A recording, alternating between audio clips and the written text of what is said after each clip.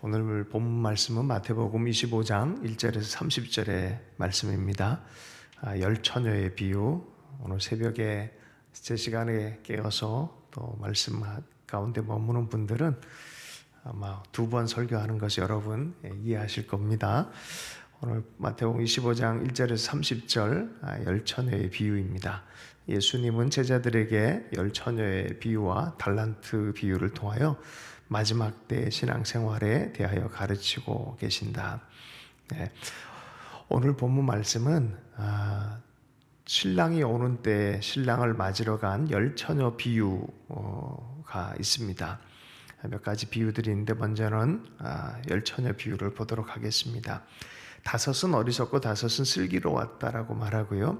어리석은 처녀들은 등불을 가졌지만 기름은 갖지 않았다라고 얘기를 합니다. 슬기로운 처녀는 자기들의 등불과 함께 통에 기름도 마련했다. 보통 이 중동 땅, 팔레스틴 땅에 신랑들은 밤에 이렇게 신부를 맞이하러 오는 케이스가 많이 있었습니다. 낮엔 너무 덥기 때문에 밤에 횃불을 들고 사람들과 더불어서 우리가 함지기들 가서 결혼 잔치를 이제 흥 돋구는 것처럼 그렇게 신랑이다라고 신랑 무리 신부를 데리러 오는 그런 무리로 옵니다. 바로 그때 들러리들이 쫙 기다리고 있는 거예요. 오늘 온다 그랬는데 기다리고 있습니다. 그들이 어떤 역할이고 어떤 일을 해야 되는지는 잘 알고 있는 사람들이에요.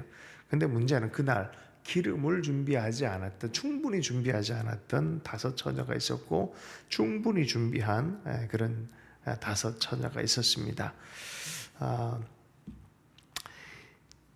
밤중에 외치는 소리가 났다. 보아라, 신랑이다. 나와서 맞이하여라. 이제 드디어 그 정확한 시간이 신랑의 때가 도달했습니다. 그때 그 처녀들이 모두 일어나서 등불을 손질하는데 문제는 기름을 제대로 잘 준비하지 않았던 그 처녀들이 우리 등불이 꺼져가니 너희 기름을 좀 다오라고 말합니다. 생각해 보십시오. 다섯 처녀가 기름을 줄 수 있겠습니까? 지금이라면 전기라면은 키고 충분히 남는 그거지만 아마 부요한 시대도 아니고 하니까 그 밤 전체를 잘 견딜 수 있는 그 정도의 기름을 준비하지 않았을까 싶어요. 이걸 나눠줘 버리면은 이 미련한 처녀들이 같이 킬 수는 있겠지만 곧 다 꺼져 버릴 거예요. 그러니까 이게 문제가 있는 거죠. 그러니까 줄 수가 없다. 너 빨리 가서 상점 문 열었을 때 빨리 가서 사와라라고 말하는 거죠. 우리에게나 너희에게는 다 모자랄 터이니 안 된다. 차라리 기름 장수들에게 가서 사서 써라라고 말합니다. 미련한 처녀들이 기름을 사러 간 사이에 신랑이 왔어요. 준비하고 있던 처녀들은 신랑과 함께 혼인잔치에 들어가 문이 닫히게 되어집니다. 자, 기름을 잘 준비하고 있었던 그 찰나의 자매들은 들어가고 그러지 못한 사람들은 들어가지 못했습니다. 그죠? 그 순간순간 우리는 어떻게 살아야 되냐라는 것에 대해서 우리 오늘 이 본문 말씀을 말해주고 있어요. 내가 진정으로 너희에게 말한다. 나는 너희를 알지 못한다라고 주님이 그런 때가 있을 거라는 거예요. 그러므로 깨어있어라. 교훈을 주기 원하는 거예요. 모른 척 할 때가 있어요. 준비가 안 돼 있어요. 근데 이거를 너무 영적으로 해석해가지고 한때 어떤 분이 전화가 와서 이 기름이 왜 못 주냐 막 이러고 이 선한 자매냐 막 이렇게 얘기를 하는데 그 상황 자체에 대해서 비유는 비유일 뿐 너무 그걸 논리적으로 다 들어가서 문자적으로 뭔가 다 있는 것처럼 그렇게 할 필요가 없어요. 오늘 이 말씀은 뭐냐면 깨어있어라라고 말한 거예요. 만약에 선한 사람, 믿음의 사람, 정말 사랑의 사람으로 하나님 앞에 귀한 선행을 하며 살았는데 그 시간만 좀 딴짓하고 있어. 이게 얼마나 민망하겠어요. 그죠? 그런 거랑 비슷한 거예요. 마지막 때까지 오늘 여기 제자들에게 일에 대해서 얘기하는 거예요. 하나님 나라의 사역자들에 대해서 얘기하는 거예요. 너희들 들러리에 대해서 얘기하는 거예요. 신랑과 신부를 만나게 하는 들러리에 대해서 얘기하는 거예요. 그래서 하나님의 사람들, 하나님의 일꾼들은 매 순간 깨어서 일해라라고 말하는 거예요. 깨어서 일해라. 마지막 때는 책임지는 그런 때가 있고 그 잔치의 때가 있는데 그것이 오기에 준비를 해야 돼요.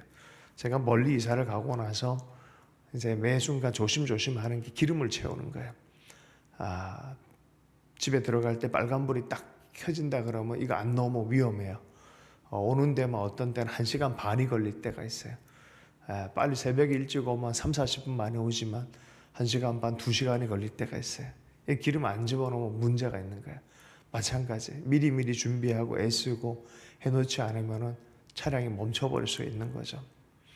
오늘도 눈이 오니까 그 한 길밖에 안 되는 거기에 이 제설 차량이 앞장서 버리니까 이게 뭐 그 속도로 계속 와야 되는 거예요. 그래서 굉장히 많이 늦어지는 거예요. 수킬로를 그렇게 오다 보면은 이게 아주 그냥 그래서 미리미리 상황에 대한 대비하는 것, 그것을 지속적으로 하는 것, 좋은 지혜를 얘기하는 거예요.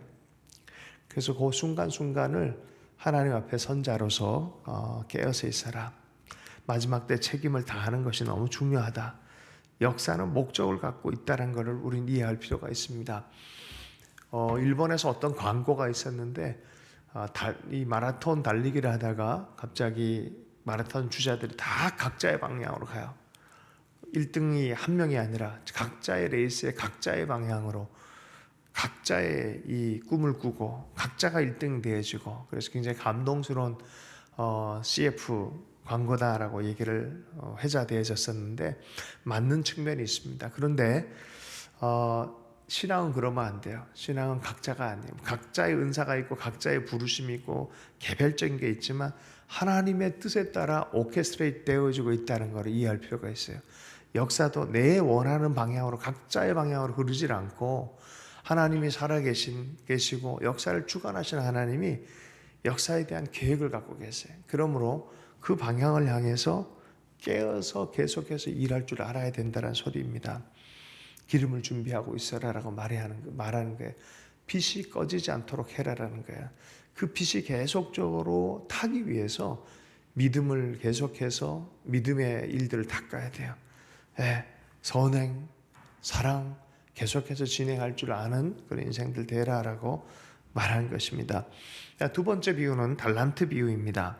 하늘나라에서 이런 사정과 같다. 또 하늘나라는 이런 사정과 같다라고 부연해서 계속 비유의 설명을 하고 있습니다. 어떤 사람이 여행을 떠나는데 자기 종들을 불러서 자기의 재산을 그들에게 맡깁니다. 그는 각 사람의 능력을 따라 한 사람에게는 5달란트를 주고 한 사람에게는 2달란트, 다른 한 사람에게는 1달란트를 주고 떠났어요. 5달란트 받은 사람은 가서 장사를 5달란트 남기고 2달란트 받은 사람도 똑같이 해서 2달란트 남겼는데 1달란트 받은 사람은 가서 땅을 파고 주인의 돈을 숨겨버렸어요. 오랜 뒤에 드디어 셈을 때가 온다. 오랜 뒤에 셈을 한다. 맡겨놓고 끝나는 게 아니라 셈할 때가 오는 거예요. 셈을 하게 되어졌는데 주인께서 5달란트를 내게 맡기셨는데 보십시오. 5달란트를 더 벌었습니다. 라고 하니까 잘했다. 착하고 신실한 종아. 내가 적은 일에 신실하였으니 이제 내가 많은 일을 내게 맡기겠다라고 하면서 주인과 함께 기쁨을 누려라. 보람이 있지 않겠습니까? 맡겨준 것들을 충성스럽게 일해서 더 남겼다는 것은 얼마나 큰 보람이겠습니까? 2달란트 받은 사람도 마찬가지입니다. 잘했다. 착하고 신실한 종아. 내가 적은 일에 신실했으니 이제 내가 많은 일을 내게 맡기겠다. 와서 주인과 함께 기쁨을 누리라. 여러분 보세요. 5달란트 맡겼는데 더 맡기겠다 그래요.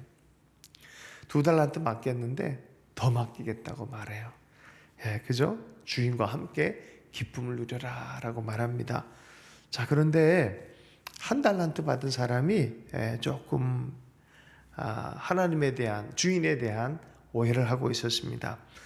핑계를 댑니다. 이렇게 핑계를 대요. 주인님, 나는 주인이 굳은 사람이라 심지 않은 데서 거두시고 뿌리지 않는 데서 모으시는 줄 알고 무서워하여 물러가서 그 달란트를 땅에 숨겨 두었습니다. 변명이에요. 이게 사실은 보세요. 그냥 주님이 너무 무서워요 라고 말한 거예요. 이거 자칫 잃어버리면 어떡해요 라고 말하는 거예요. 심지 않은 데서 거두고 뿌리지 않은 데서 모으는, 그러니까 굉장히 막 욕심쟁이고 막 어떻게든 끄집어내려고 하고 뭐 이런 스타일의 사람이란 것을 주인에 대한 생각이었어요. 이게 그런 마음이다 보니까 아이고 무서워서 내가 이걸 실수하면 어떡합니까? 라고 생각을 해서 땅에 묻어뒀습니다. 라고 한 거예요. 사실은 주인은 그건 알고 있어요. 게을러서 일 안 했는데 그렇게 얘기하는 거예요. 게을러서 일을 안 했어요. 자, 보세요. 그러자 그의 주인이 그에게 말했다. 악하고 게으른 종아, 너는 내가 심지 않은 데서 거두고 뿌리지 않은 데서 모으는 줄 알았다. 모으는 줄 알았느냐? 그렇다면 너는 내 돈을 돈놀이하는 사람에게 맡겨야 한다. 그냥 가만두고 조금이라도 이자를 불려가지고 나에게 갖다 줘야 되지 않겠냐? 내가 그런 사람이라고 이해했냐? 그러면 조금이라도 이자를 더 내서 가져와야 되지 않겠냐라고 말하는 거야. 그죠? 그렇게 믿은 대로 행동도 안 했어요.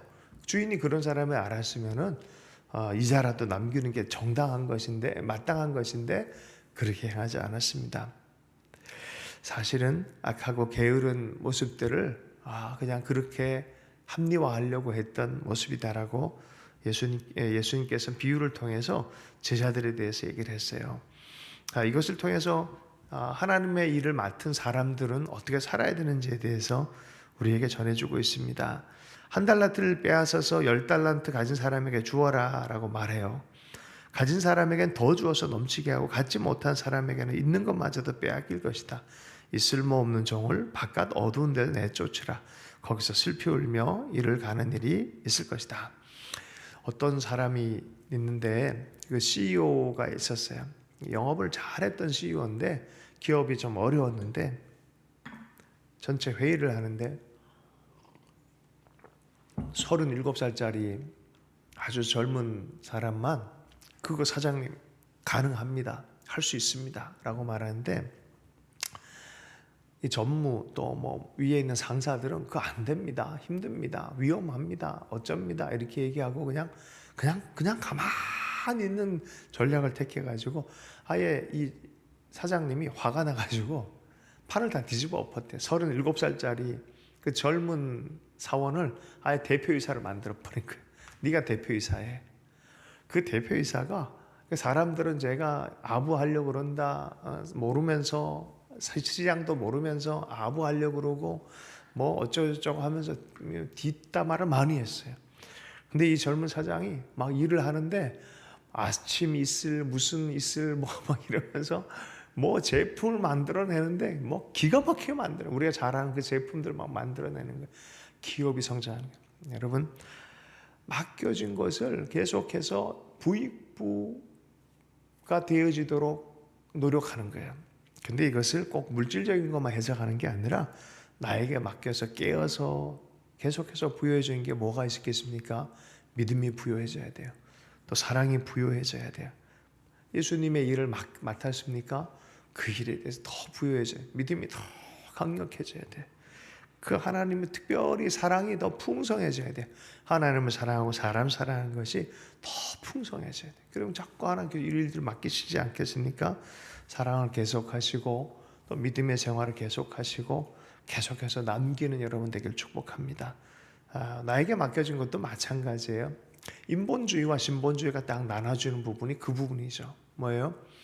내가 뭔가를 한다라는 것과 내가 할 수 있다는 것, 세상에서 뭐든지 할 수 있다라고 하는 그런 것과 우리는 또 이 부분에서 분명히 갈라지는 포인트가 있어요. 같이 가지만 갈라지는 포인트가 있어요. 내가 일하지만 하나님의 은혜가 아니면 언제든지 내가 다 할 수 있는 것도 아니다. 은혜가 아니면 나는 못한다. 그러나 나에게 힘을 주시는 분이 계시기 때문에 힘을 주시는 분이 힘을 주시면 내가 뭘 맡겨도 뭐든지 할 수 있다고 생각하는 것이 바로 신본주의적인 신앙 태도입니다.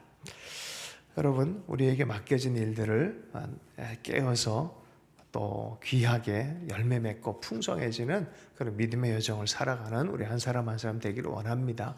주님과 더불어서 연합하여서 나아갈 때 100배 또 60배 30배 많이 남기는 풍성한 열매가 있기를 축복합니다. 주신 말씀 붙들고 기도합니다. 하나님 아버지 우리의 삶 안에 늘 깨어서 매 순간 그 짧은 찰나에 기름이 떨어지는 일이 없도록 우리 늘 경성하고 깨어 있을 수 있도록 주님 은혜를 허락해 주시고, 또한 우리에게 맡겨준 일들이 무엇인지 잘 기억하게 해주셔서 최선을 다하여 하나님 아버지 주님의 기쁨을, 주님이 기뻐하는 그 기쁨이 함께 동참하는 그 열망을 가지고 아버지 끝까지 최선을 다해 일하는 주님의 사람들 되기를 원합니다.